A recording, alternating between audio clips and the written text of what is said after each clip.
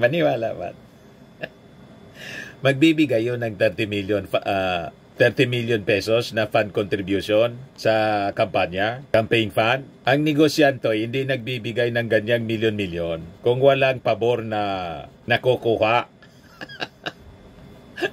That is normal. Tell that to the Marines. Chis Escudero, walang maniniwala sa inyong paliwanag na nagbigay ng 30 million na campaign fund sa'yo, pagkatapos hindi mo tinutulungan. So ibig sabihin, tumulang lang sa'yo. Pero ikaw, hindi ka tumutulong. Pero magkaibigan kayo. O di ba?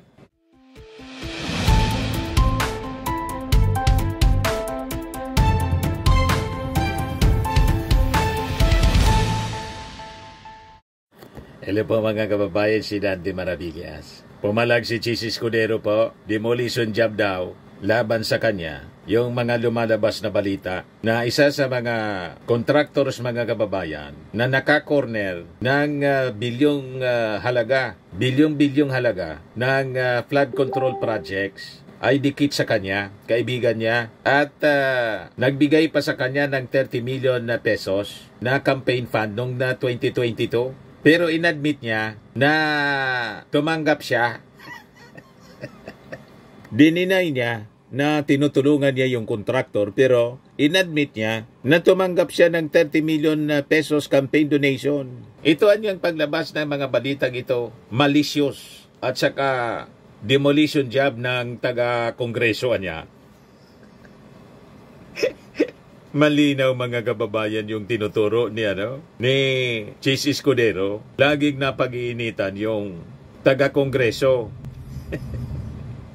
Pag-initan mo yung sarili mo. At si Ping Lacson ready na sa kanyang expose. Ito yung post ni Ping Lacson 2 hours ago. Ready to rumble. Handa na si Senator Ping Lacson sa kanyang first privilege speech patungkol sa flood control projects bilang tugon sa hamon ng Pangulo na ibunyag ang mga maanumalyang proyekto. Sabi ni Ping Lacson, I have reserved a session day next week to deliver my first privilege speech to answer the call of the President to help unearth substandard and ghost flood control projects that waste people's lives, properties, and their tax money to satisfy the greed of some. Kaabang-abang mga kababayan kung sino yung papangalanan na mga kontraktor at politiko kung may papangalanan. Mga kababayan, si Ping Lacson sa kanyang privilege speech next week. O ngayon, balikan natin si Chis Escudero na nag-deny. Nagpa-press con din kanina, mga kababayan, after na magpa-press con yung nating Pangulo kahapon. Tama yung kasabihan ng mga matatanda. Dito sa amin, ang may lugad, minakiirad. Ang kabayo daw na may lugad, minakiirad. Ang kabayong may sugat daw, umaalma. Ganon ang kasabihan ng mga matatanda. Yung sabi rito, while confirming that the firm's owner made a lump sum donation to his campaign, Escudero denied any involvement with the company, saying he is not in any way a business partner. Wala man ganong akusasyon na business partner. At kadalasan po, yung mga ganyan, mga kaibigan, special friend, na nakakakuha ng mga kontrata sa tulong. Pero nag-deny si Chis Escudero na never man daw niya na tinulungan para makakuha ng kontrata yung kaibigan niyang kontraktor. Maniwala ba? Magbibigay yun ng 30 million pesos na fund contribution sa kampanya, campaign fund. Ang negosyante hindi nagbibigay ng ganyang milyon-milyon kung walang pabor na nakukuha. That is normal. Tell that to the Marines. Chis Escudero, walang maniniwala sa inyong paliwanag na nagbigay ng 30 million na campaign fund sa'yo, pagkatapos hindi mo tinutulungan. So ibig sabihin, tumulang lang sa'yo. Pero ikaw, hindi ka tumutulong. Pero magkaibigan kayo. O di ba? Sabi niya dito, that's the same innuendo and insinuation that's always being attached and said just because someone contributed or gave. Matagal ko na niya siyang kaibigan in acquaintance, and he has genuinely helped us even long before this became an issue. And he's really from Sorsogon. Dito siya nagre-react, mga kababayan, si Chis Escudero. Si Lawrence R. Lubiano, presidente ng Centerways Construction and Development Incorporated, was Escudero's top donor in 2022 elections, dropping 30 million pesos in the senator's campaign funds based on his official statement of contribution and expenditures, base sa report ng Rappler. Itong Centerways Construction, isa ito sa 15 na mga kontraktor sa ating bansa na kumo-corner po ng mga flood control projects amounting to billions of pesos. Kaya napariak, mga kababayan, si Chis Escudero. Demolition job daw laban sa kanya. Ito si Chis Escudero, pakinggan natin yung kanyang sinasabi kanina.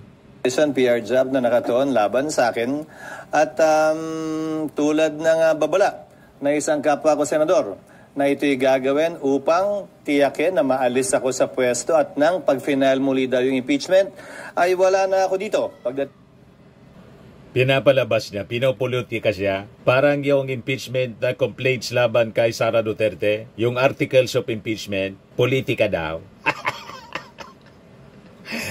Pari-parehas po ang depensa. Ito naman po, politika din, at ang tinuturo na same personalities, mga taga-kongreso daw. Parte ng demolition job dahil po sa kanyang posisyon. Pero tinitingnan ko, pinagmamasdan ko si Chis, parang sinisilaban sa puwit. Ng February 6, matagal pa yan. But having said that, allow me to answer the malicious, I will say malicious, ill-timed article that came out against me in relation to the flood control press con of the President yesterday. Number one, ang sinabi ng Pangulo kahapon, mga completed flood control projects mula 2018 na nakakahalaga ng humigit kumulang 550 billion pesos. Sinabi niya, wala siyang aligasyon, pero 15 kontratista ang ng ganong kalaking pondo. Ang lumabas na artikulo, kinikilalan ko, kababayan ko, tiga Sorsogon, contractor siya. Pero ang nakuha niya ay 5.4 billion di umano. Wala pang 1% ng kabuuang pondo na sinasabi ng Pangulo sa flood control.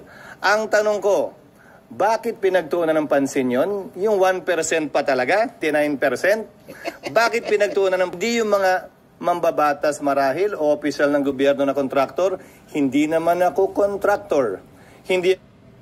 Sabay turo sa Kongreso. Pati po yung Kongreso, hindi po ligtas. Isasama yon sa investigasyon. Kaya nga sinabi yon sa SONA, harap-harapan na sinabi, maya naman kayo.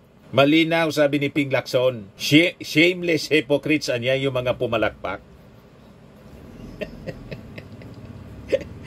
Nandun lang kasi, nasa harap mismo ng ating Pangulo, yung iba nasa likod.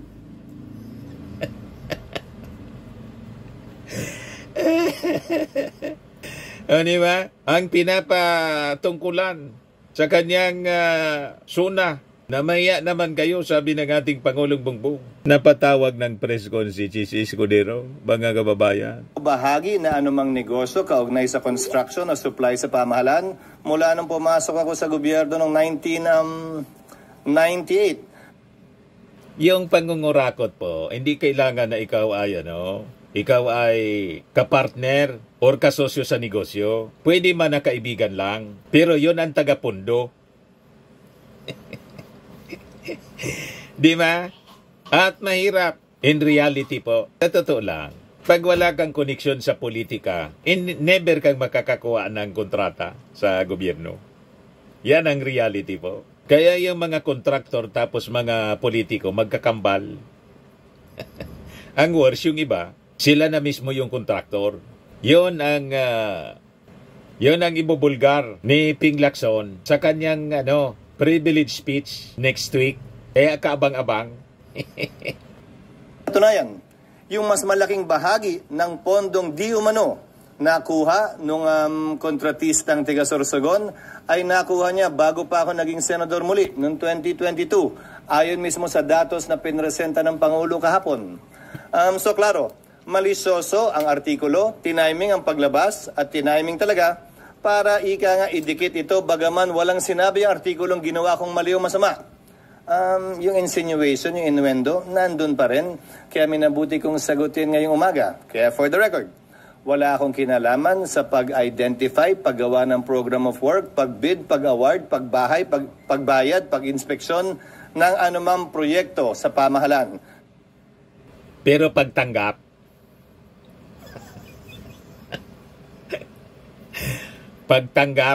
hindi man niya dininay yung pagtanggap, mga kababayan. O, niya, 30 million. Campaign fund.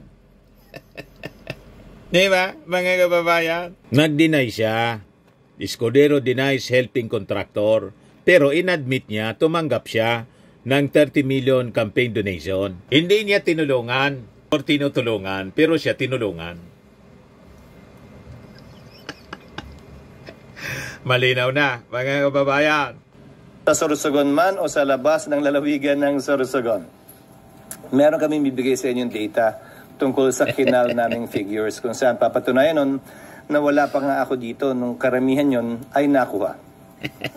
Sino involved dun sa demolition job hanggang ngayon? Yung mga may gusto ng impeachment, yung marahil nasaktan, tinamaan o nasapul sa mga talumpati at mga pinagagawa at pinagsasabi ko nitong mga nagdaang araw. Klaro naman yon.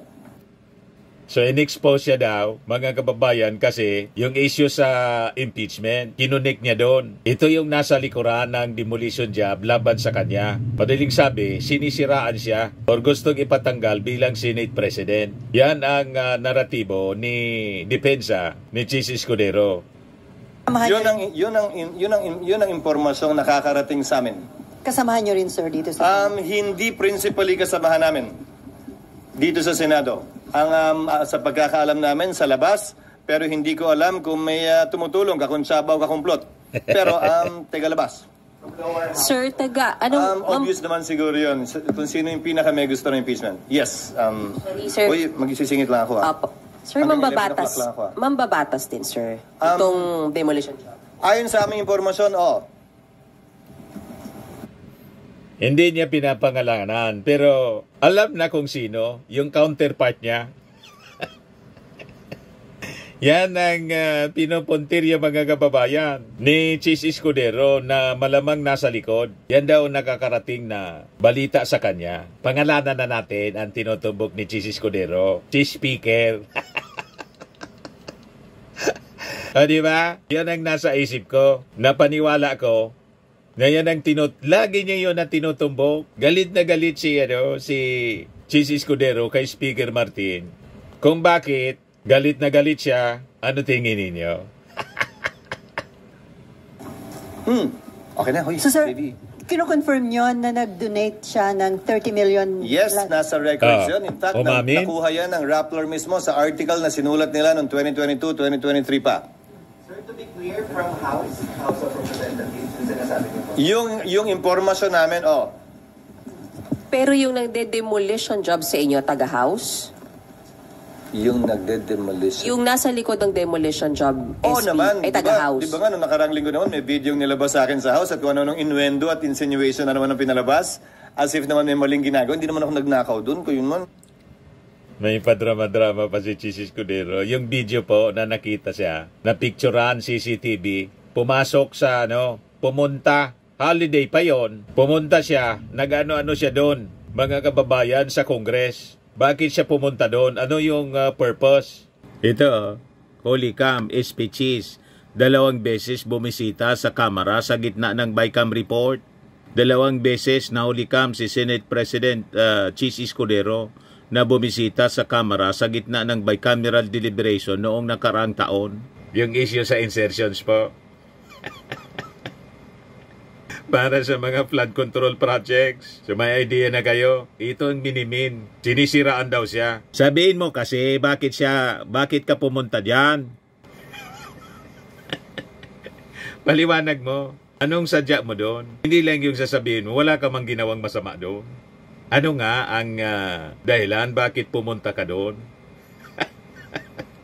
Paris-parehas kayo. Sabihin ninyo, demolition job. Si Sara Duterte ganun din. Pero, Yung mga kasiraan, siya man lang ang may gawa. At ito naman po, na-issue dito sa in-sessions, hindi ka man dito ma-issue. Kung, di ba may kasabihan tayo, walang oso kung walang apoy. O, di ba? At walang campaign donation at 30 million pesos kung walang flood control projects. May flood control projects kasi yung barkada mo. Kaya nabigyan ka ng 30 million pesos na hindi mo man dininay. Tama. Kaya huwag ka nang mag-Poncio Pilato, kabayang Cheese Escudero. Pumasok lang ako. Pumasok lang daw siya. Ano nga ang purpose mo? So pa-explain lang po, masama ba to o walang mali dito? Gaya ng sinabi ko, wala namang sinabi yung Rappler article na illegal na ginawa. Dahil wala naman talagang illegal doon. Kaya lang yung innuendo nga, insinuation at yung malicious timing, kino-question ko. Dahil lumabas ng article to noon pa, inulit lang uli at dinikit dito sa kwentong ito. Ang kwentong ito na insertion, na sabi ko, ang pinakamalaking ang nakuhang pondo, ayon mismo sa paglalahad ng Pangulo kahapon, ay nung niwala ako dito sa Senado. Ako'y gobernador sa aming lalawigan. So, sir, kung magkaroon ng Senate investigation, kung magkaroon ng Senate investigation, kahit naging campaign donor nyo yon, hindi yon makakaasa na magiging fair pa rin kayo sa... Sa 27 taon ko sa Kongreso, sa gobyerno at sa Senado, ang mali palagi sa akin ay mali at ang tama ay tama. Kaibigan man, kakilala o hindi, pantay ang aking magiging pagtrato. Yes. Tingnan natin. Tinulungan niyo ba ito? May tinawagan kayo para makakuha sila ng mga kontrata, mga ganyan? Gaya ng sinabi ko, hindi, wala at niwala sa artikulo yon. Yan na naman yung innuendo at insinuation na palaging dinidikit at sinasabi porkit nag-contribute o nagbigay.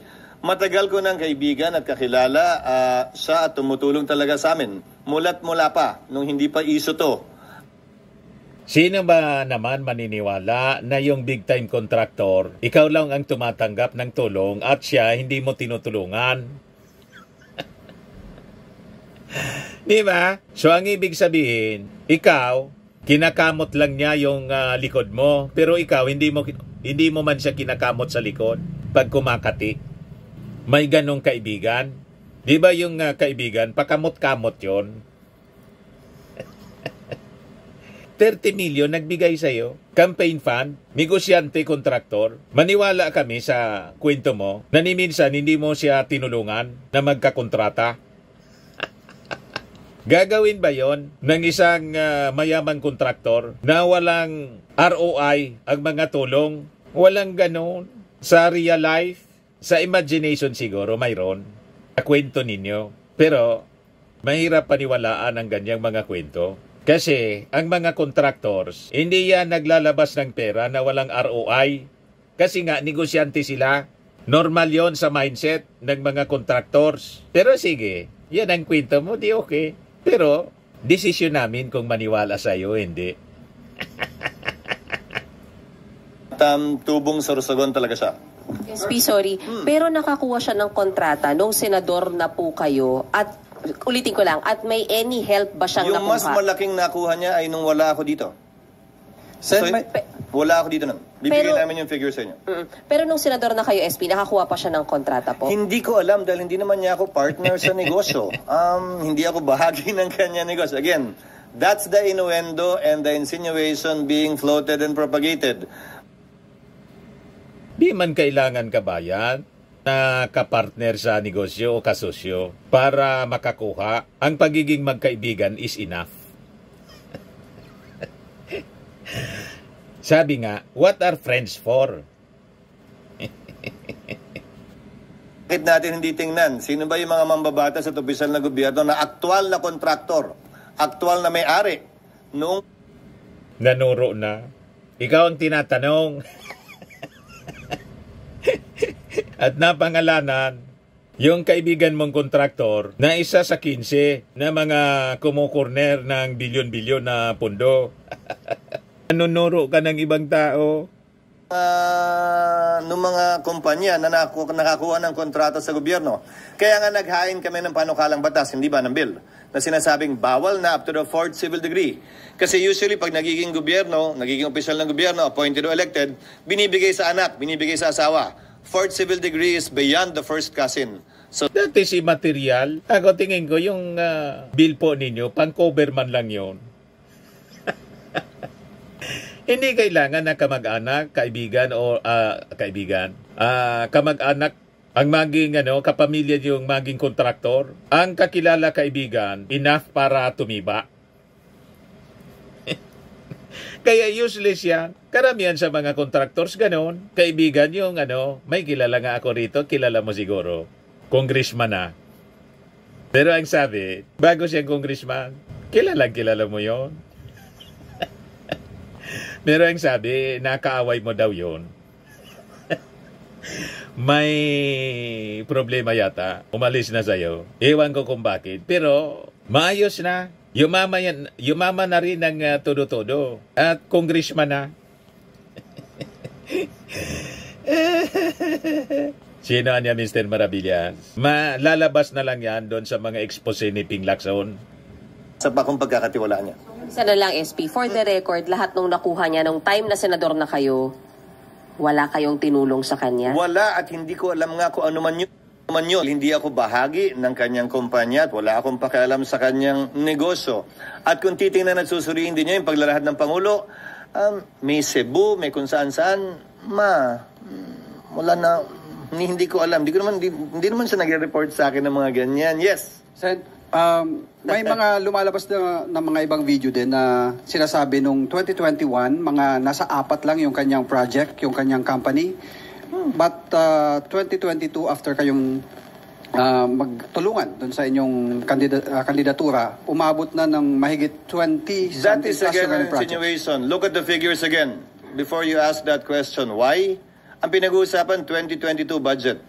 Ginawa ang 2022 budget ng 2021 Congress. Hindi pa ako bahagi ng 2021 Congress at that time. Governor pa ako sa aming lalawigan. Kung pag-uusapan mo ay budget ng 2022, ginawa yan ng 2021.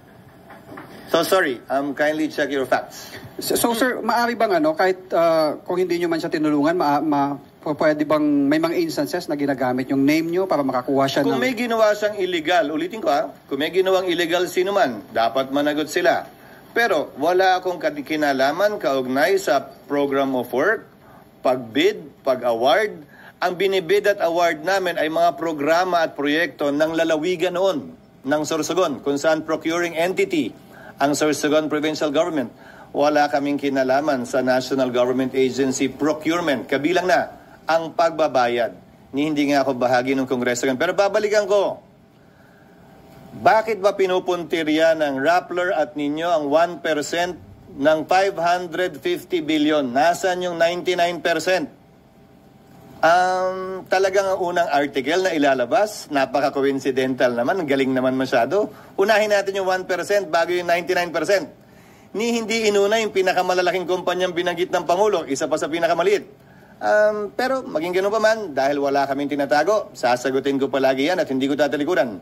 Yung responsibilidad na maging transparent at sumagot sa mga katanungan bagaman dispalinghado kaugnay sa bagay na ito. Thank you, sir. Thank you. Hugas kamay po. Pero hintayin na lang natin mga kababayan yung magiging privilege speech ni Ping Lacson. Kasi sabi ni Ping, ready to rumble.